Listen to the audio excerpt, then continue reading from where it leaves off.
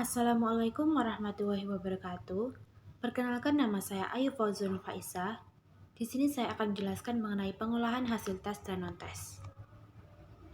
Pengolahan hasil tes. Setelah hasil data dikumpulkan, baik secara langsung maupun tidak langsung, maka langkah selanjutnya adalah melakukan pengolahan data. Mengolah data berarti ingin memberikan nilai dan makna terhadap data yang telah dikumpulkan. Menurut Zainal Arifin tahun 2006, dalam mengolah data hasil tes, ada 4 langkah pokok yang harus ditempuh, yaitu 1. Men-skor. Memberi skor pada hasil tes yang dapat dicapai oleh peserta didik.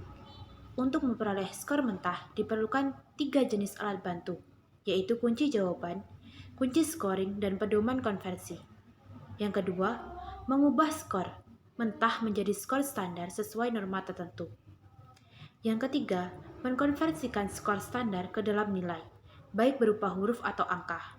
Yang keempat, melakukan analisis soal untuk mengetahui derajat validitas dan reliabilitas soal, tingkat kesukaran soal, dan daya beda. Penilaian acuan patokan. Penafsiran dengan pendekatan PAP dapat menggunakan langkah-langkah sebagai berikut. A. Mencari skor ideal, yaitu skor yang mungkin dicapai oleh peserta didik jika semua soal dapat dijawab dengan betul. B. Mencari rata-rata X ideal. C. Mencari simpangan baku S ideal. D. Menyusun pedoman konversi sesuai dengan kebutuhan. Penilaian acuan norma.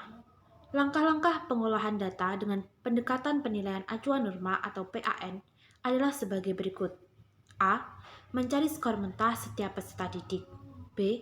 Menghitung rata-rata X aktual. C. Menghitung simpangan baku. D. Menyusun pedoman konversi. Pengolahan hasil non-tes. Pada umumnya, data hasil non-tes bertujuan untuk mendeskripsikan hasil pengukuran sehingga dapat dilihat kecenderungan jawaban responden melalui alat ukur tersebut. Misalnya, bagaimana kecenderungan jawaban yang diperoleh dari wawancara, kuesioner, observasi, dan skala. Data hasil wawancara dan kuesioner. Dari data hasil wawancara dan kuesioner, pada umumnya dicari frekuensi jawaban responden untuk setiap alternatif yang ada pada setiap soal.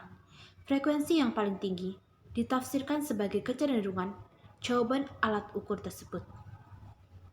Data hasil penilaian unjuk kerja. Nilai yang dicapai oleh peserta didik dalam suatu kegiatan unjuk kerja adalah skor pencapaian dibagi skor maksimum dikali 10 atau dikali 100. Data penilaian sikap. Penilaian sikap terutama untuk peserta didik sekolah menengah kejuruan SMK terdiri dari 2, yaitu A. Sikap mengikuti pembelajaran sehari-hari. Data hasil pengamatan guru dapat dilengkapi dengan hasil penilaian berdasarkan pertanyaan langsung dan laporan pribadi. B. Sikap dalam melakukan pekerjaan produktif.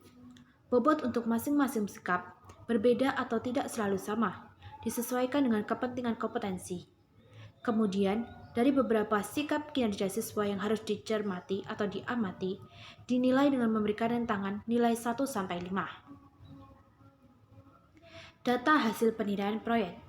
Dalam menilai setiap tahap, guru dapat menggunakan skor yang terentang dari 1-4. Skor 1 merupakan skor yang terendah dan skor 4 merupakan skor yang tertinggi untuk setiap tahap. Jadi, total skor terendah untuk keseluruhan tahap adalah 4 dan total skor tertinggi adalah 16. Data penilaian produk. Informasi tentang data penilaian produk diperoleh dengan menggunakan cara holistik dan cara analitik. Data penilaian portofolio. Komponen penilaian portofolio meliputi 1. Catatan guru, 2. Hasil pekerjaan peserta didik, dan 3. Profil pengembangan peserta didik.